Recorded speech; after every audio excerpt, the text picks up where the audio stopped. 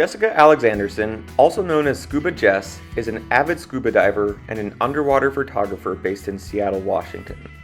After noticing a concerning amount of trash in our waters, she decided to make a career change and began her work at Scrap University Kids.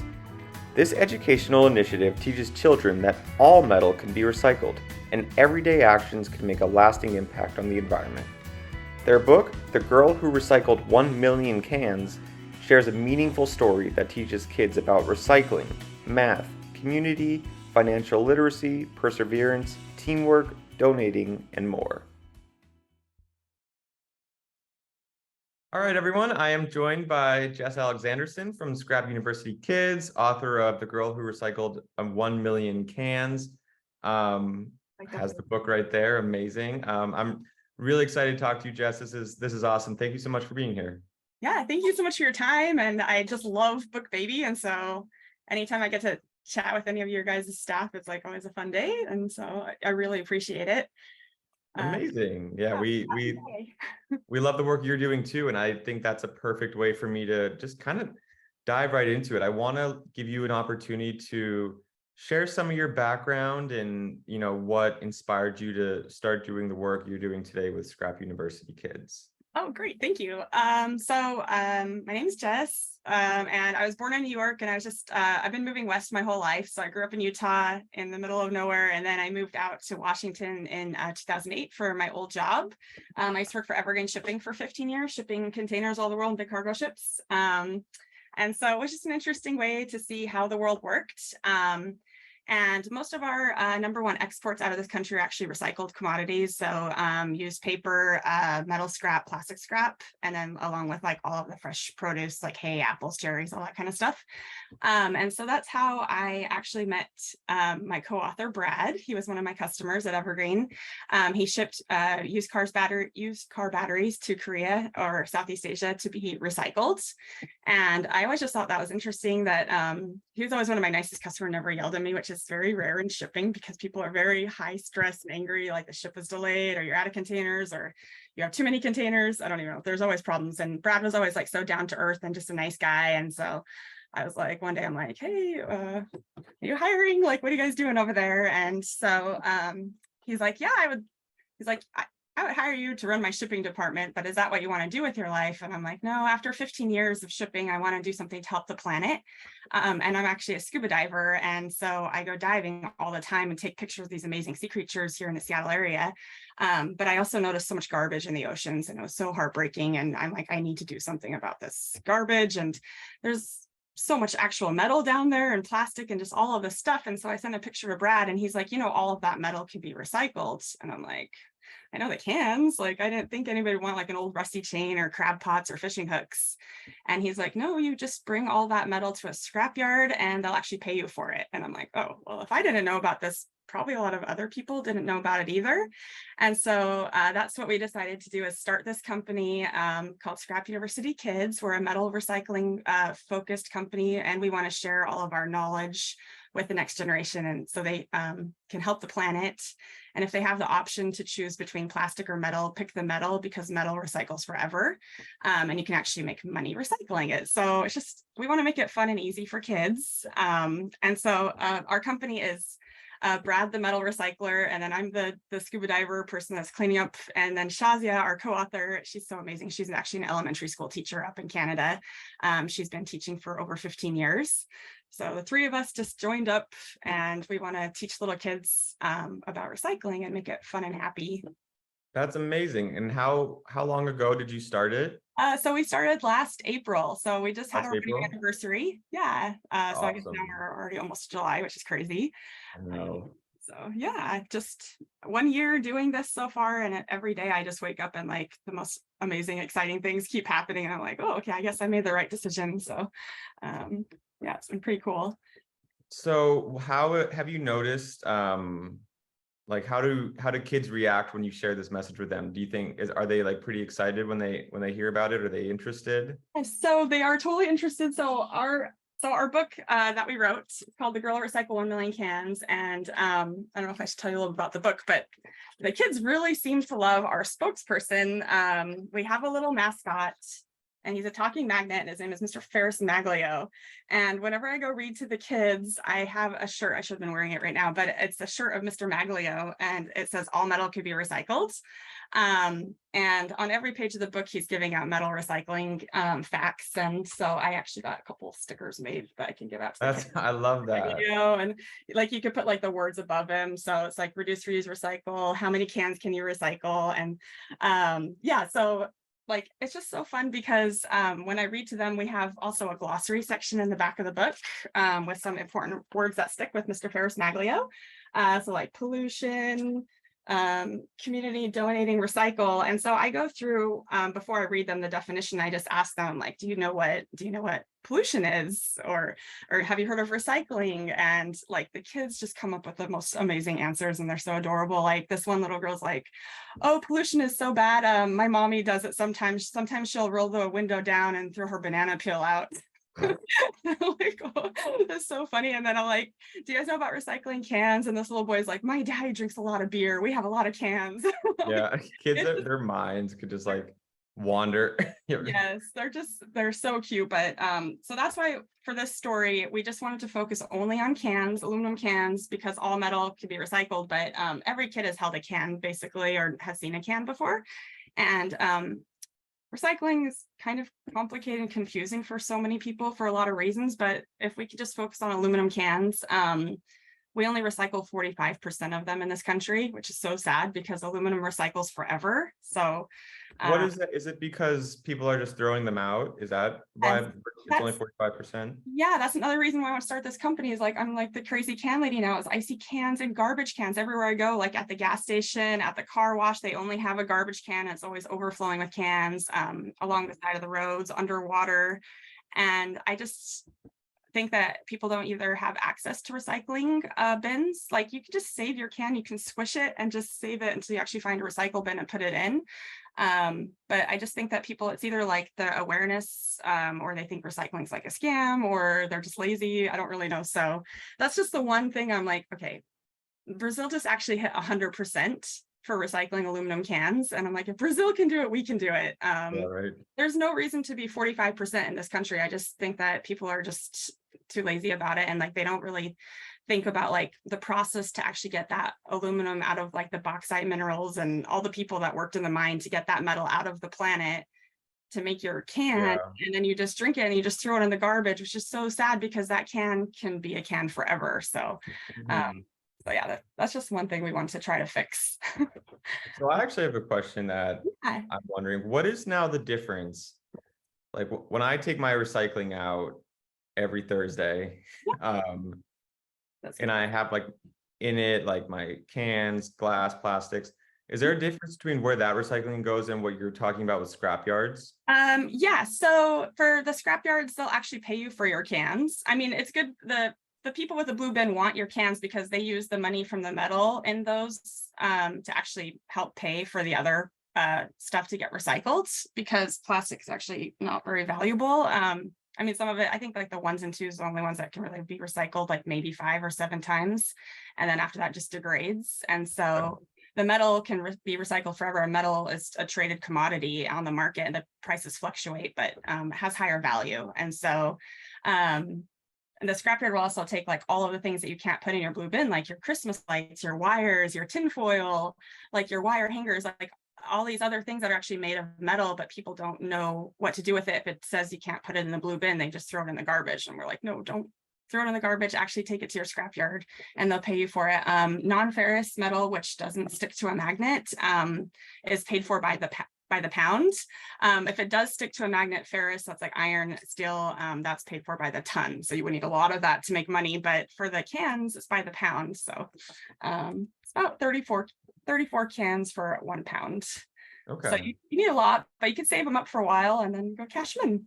There's cans everywhere too. Yeah, that's interesting. I never knew that. Right? Yeah. Yeah. Especially because like there's metal beyond cans, like you mentioned, like there's so much metal that people don't realize you could do stuff with, like old clothes hangers or phone chargers. Your phone chargers, like your USB wires, like your phone charger, you know how it always like breaks and it's like all the Amazon USB chargers that just like shred. Yeah, you just save all those. And I know that everybody has a box of wires like in their closet or in their garage that they just don't know what to do with. And like every time you move, you're like, oh, I still have these wires.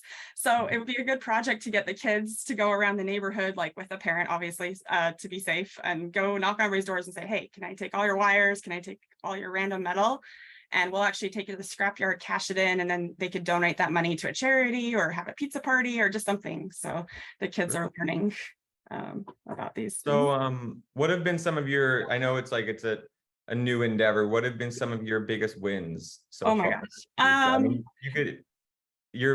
doesn't have to be a set number, just whatever comes to mind. So our book has actually been pretty what's the word I'm trying to say, loved by like actually the aluminum community and the actual can companies that make the aluminum cans. Oh, awesome. Some of the largest companies like Can Pack and Novellis have like, actually I've like sent them copies of our books and they're like, this is amazing, like we love the book. The guy at Novellis, they have a 10-foot tall statue of a robot all made out of recycled aluminum. His name's Fred.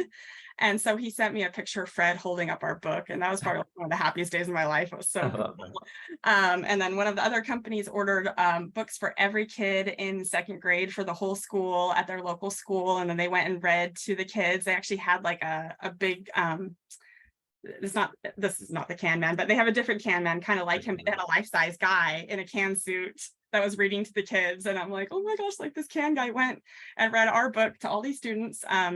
So that was really cool. And then probably the most amazing is that we actually set up metal recycling events at elementary schools.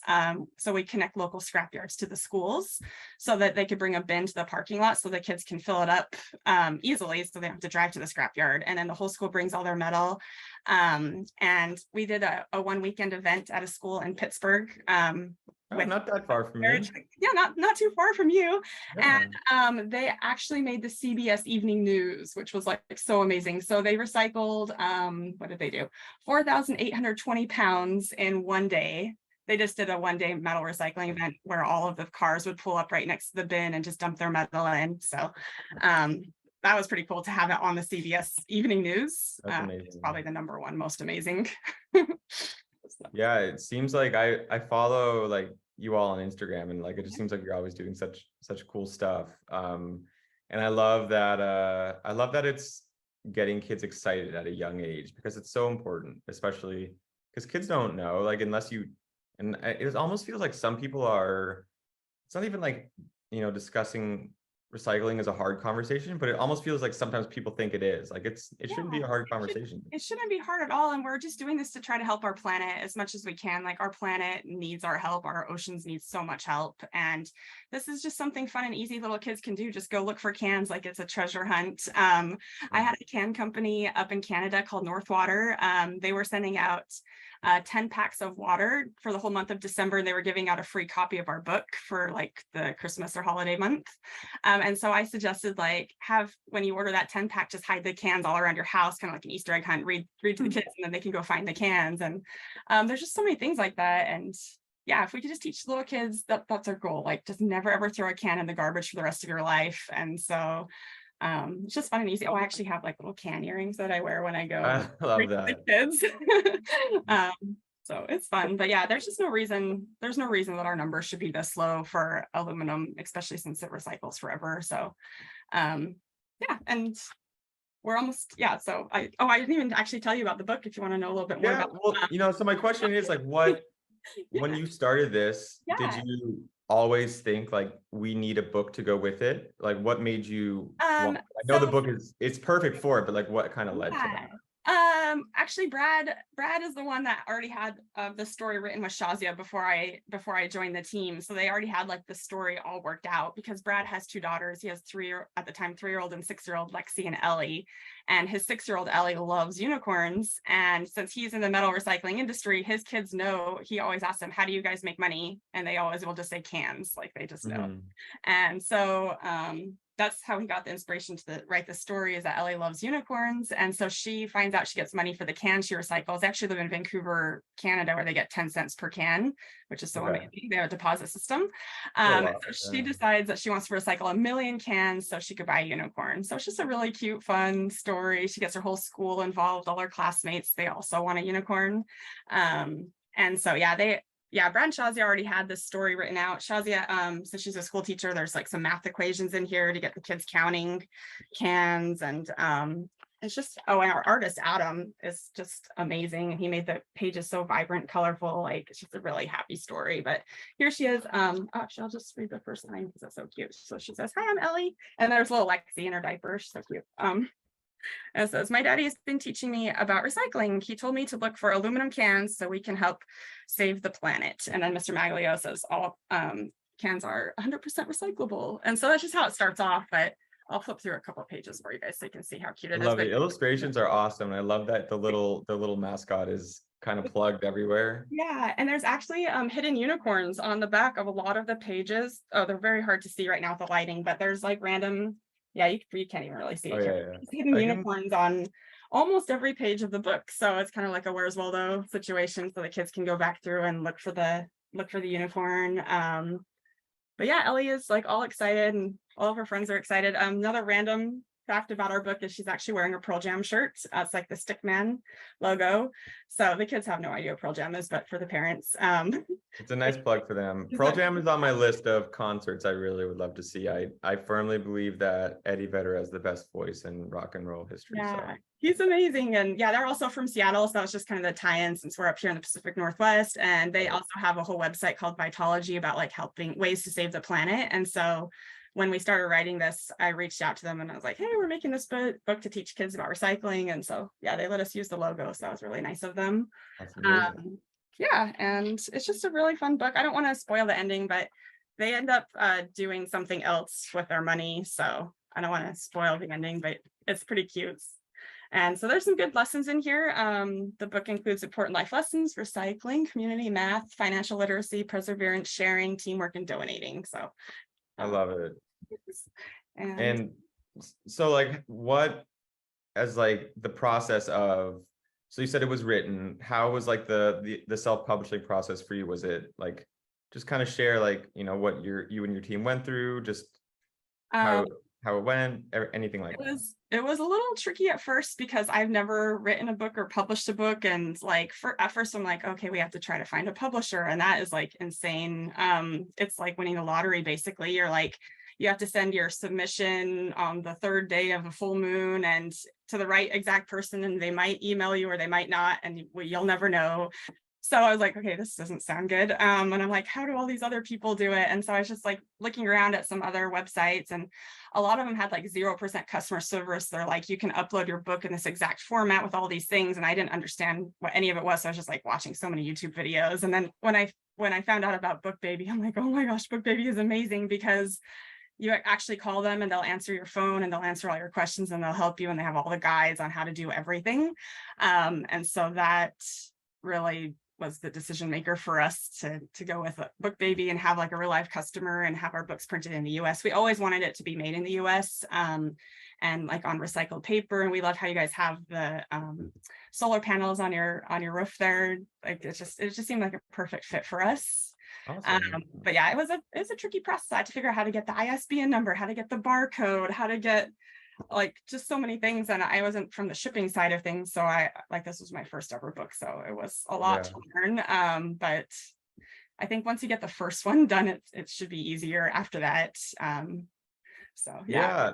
And I know you said that you have another book coming. So what's on the docket? Oh my gosh. So we are almost done with book 2, you guys. It's called The Recycling Adventure to the Scrapyard. So Ellie and her friends are actually going to go around town to collect all their other metal items now that they know they've already done the cans. Now they're going to go get the other stuff and take it to their local scrapyard. And this is just super cute. This is our artist is so talented. So it says, from the authors of The Girl Recycle 1 Million Cans. Look how cute that is. I love it. But yeah, so I just printed it on real paper. So it actually starts to feel like it's a real live book. again, but they're also going to talk about the periodic table of elements a little bit. So we're going to get our kids are a little nerds. So Ellie's going to be wearing the aluminum shirt in this book. So she has her AL. She ditched the Pearl Jam. Yeah, we ditched Pearl Jam for book 2. We're going to start going more metal based, just metal recyclers. And we're actually hoping to have in the future a cartoon series, and all of our kids their shirts are going to have their favorite metal, and then they're going to have like little superpowers based on the properties of their metal. So we're going a big way, but their school is actually called Heavy Metal Elementary, so it's pretty cute. But yeah, they're going around with their little red wagons, and they're going to collect everybody's metal, and they're going to bring it to the scrap yard, and it's going to be super cool. Let's see if this page is cute too. So they're going around with their wagons, and they go to the farm, and so she actually gets some horseshoes, and she actually gets some unicorn shoes, and there's the unicorn hiding back there. That's awesome. When is the do you have like a expected timeline?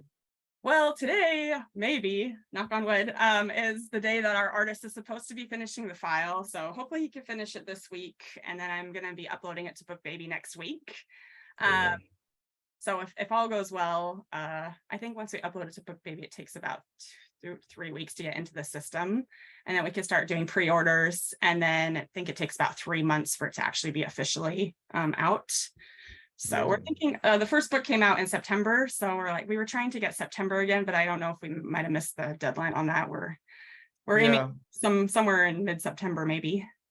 And until the meantime, you can always sell on Bookshop too. Yeah, just order on Bookshop. So yeah, awesome. Well, that's amazing. I'm super excited. And thank you. You know, one thing I love, I mentioned this before, but like, it seems like you and your team are always out in the community, and like that is so important.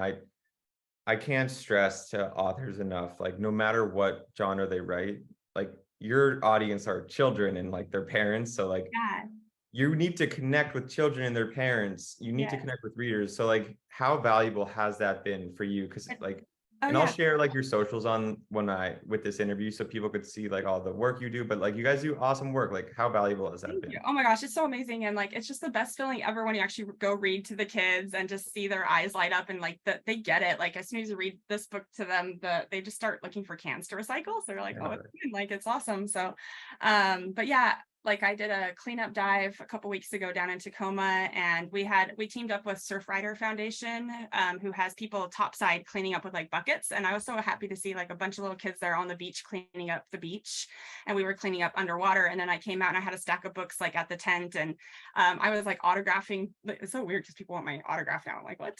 It's like autographing. Author like in my dive gear. Like I didn't even put my dive gear down, and it's like really heavy, but they're like, can you sign my book? I'm like, sure. So but yeah, it's just so important to connect with those families and those parents. And I'm gonna go read the book at the library in 2 weeks from now. So, and I'm going to do like a presentation on scuba diving, bring all my dive gear so the kids can see it.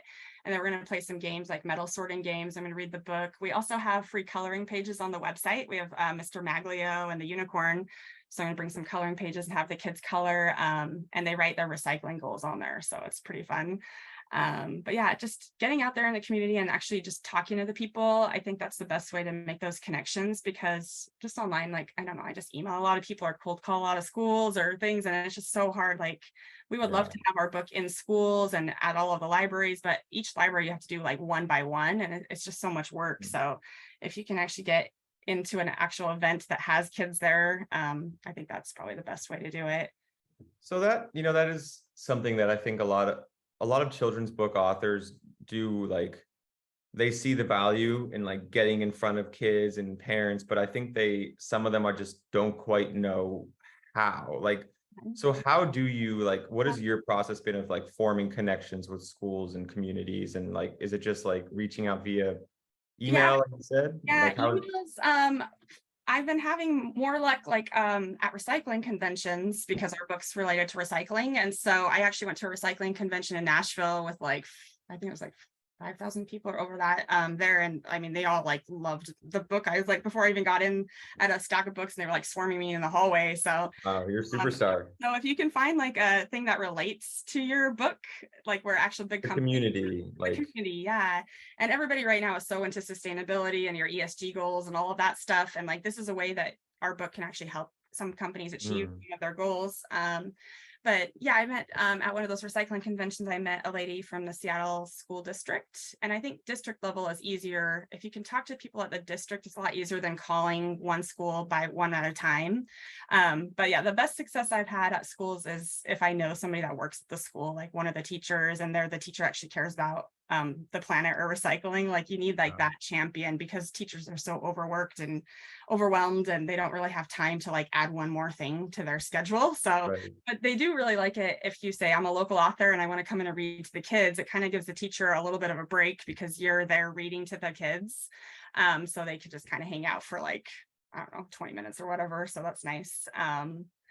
Yeah, no, I think that's really good advice. Like finding the audience and the community that believes in your work is so important, and you've done such a good job doing that. And it's great too that like this community is doing something, not like any community is better than other, but like your community is actively like doing something that makes a difference. And it's really exciting that it's grown and you're signing autographs. And I know, it's so fun. And whenever I see the little kids recycling, it's like the best thing ever. Like just seeing those kids going out there actually cleaning up and like trying to help the planet, because like we're leaving this to them next, and so we need to do better and teach them as much knowledge as we can and pass it down. So yeah, definitely getting out there in the community and just reaching out to like local stores, like the recycle store near me. They actually sell my book there now, but I just kind of persistence is key. Like I emailed, I called, I kept calling, and you just want to like bring a copy when the actual manager is there to look at it, and then they'll obviously love your book because it's super cool. And yeah, and then they usually, stores have like events so you can come in and read to their customers, so they're happy because they're getting more people into the store. So that's just another tip. Try that. Awesome. Yeah, I mean, you've been crushing it. It's awesome. And the second book is on the way. Do you think it would be a series of more than just 2 books? Will you keep it going? We're going to do 4 to start. We're doing the whole life cycle of metal. So the first book is all cans, and then they put the cans in the recycle bin. Then those cans go to the scrapyard, and then also other metal at the scrapyard. I don't know if I should spoil it, but they're actually gonna recycle Daddy's old truck at the scrapyard. So it's gonna be pretty cool because his truck breaks down. So they're actually going to put his truck through the car shredder. So it's going to be super awesome. But yeah, so then the metal gets loaded onto a ship at the end of the book. And so the third book's going to be about ocean shipping. We're going to tie in some ocean stuff. So below the waterline, I'll show some of our sea creatures, and Scuba Jess might be there in a cartoon doing a cleanup. And then that metal gets shipped overseas, and then we're going to show the melting process and how all of that old metal gets melted down. And then the fourth book will be the manufacturing. So that old truck, Daddy's old truck, is now a new truck, or a washing machine, and that old can is a new can. So we just want to show the whole circle. So we're gonna do those 4 books to start, and then hopefully we can do some other maybe ocean related things too to make me happy. But we'll have more coloring pages coming on our website. And yeah, this is just the start. We're only on year 1. We have a 30-year goal to eliminate metal from the trash, and so we need everybody's help to know that all metal can be recycled and it has value, and never throw anything metal in the garbage. So we're going to be at this for a while. But if these little kids can learn it now as they grow up, like that whole generation, like that's our key audience. So I love that. Yeah, it's great information to learn, because even like me myself, like I know recycling is important. I know I recycle. I'm washing the peanut butter jar out, I'm throwing whatever, but like I don't really know what happens after I put it on my curb. I'm like, I did it, it's on my curb, guys are coming in the morning. Like I don't really know about the process. So like everybody needs to learn this. It's so we're showing the process of the metal, which that's like what Brad's knowledge is, because he was born into a scrapyard family in Detroit, so Detroit scrap. So Brad knows like all of the things about the metal, and I'm still learning, and it's just fascinating to me to know. But yeah, just finding out that aluminum recycles forever, I'm like, wow, that's amazing. Yeah. And so my wish would just be that like everybody just made everything out of aluminum cans. Like first, obviously reduce as much as possible. Don't buy things that you don't need. Reuse as much as you can. And if you have the option, if you have to choose between plastic or metal, choose the metal one. It's just so much better, easier to recycle. It's usually a little bit more expensive than the plastic, but it's overall better for the oceans and better for the planet. So you got to think about like the end goal and where this thing that you just bought is going when you're done with it. You need to start thinking about the whole circle. Yeah. Mindful purchases. People so often don't think about what they're buying or where it came from, and it matters a lot. So it does. It's great awareness. Yeah, thanks. I think because I was in the shipping side for 15 years, so I saw where everything went and what people made out of it shipped back. Like I saw all of this, and I just always forget that other people don't realize that. And I'm always like looking at the labels, like when you buy clothes, like where was this made and what's it made out of? And oh, well, what are these items and where did those come from? And it's just crazy to think about all the different things that are shipped from so many places to make one item. And so it's fascinating. But yeah, it's exciting over here. So can't wait to get our next book out with BookBaby, and really I know I can't wait either. Do you have any other final things to share with readers? Like where could like people find you, like your social tags, your website, like the best thing to share with readers who are interested in your work? Thank you so much. Oh my gosh. Yeah. We're just trying to get the word out to like the general public. Like I think we have it in with recycling industry, but just getting it out to actual families to read to their kids is so important. So you can find the book on our website, which will link to BookBaby, but it's kids.scrapuniversity.com. And we have the coloring pages on there. We have fun worksheets where the kids can check ferrous versus non-ferrous, so if it's metal, like magnetic or not. And then we also have a really cute photo gallery of all of our readers that send us pictures with their books. If anybody wants to actually send pictures of their coloring pages that are done, we could put them on the website. And we're also working on, oh, I forgot to tell you, we're also working on this really amazing can recycling challenge or contest. 7 states, 7 elementary schools in 7 states near the actual companies that make the cans are going to be competing to see who can recycle the most cans from October through May of next year, school year. Awesome. So that's something we're working on. And then those can companies are going to buy copies of our books to give to the kids at the school. So it's going to be really fun. So that's coming soon. So I want to have on our website like tallies to show like which school, like who's in the lead. So hopefully we'll get that up and running once that starts. And then on our website, oh, there's just like some videos you can watch the cute kids at the green team in Pittsburgh that made the news. Their intro video before they made the news, like they just planned it all out and they're telling you all of the different kinds of metal you can recycle, and it's adorable. So you can go on our website and check that out. And then on our, Facebook and Instagram, it's just Scrap U Kids. So U is short for university. And then LinkedIn, Scrap University Kids. So. Awesome. That's perfect. And I will, we'll be sharing your work on our channels as well. And I just really appreciate you taking the time. I don't have anything else for you. No worries. Again, I know you're busy. You have a million things going on. Thank you so much. And thank you, everybody. And yeah, buy our book. It's so cool. Your kids are gonna love it. Buy that book, buy the next book, and then every other book that follows. So yeah. yes. Thank you so much, Joe. Have a good day, everybody.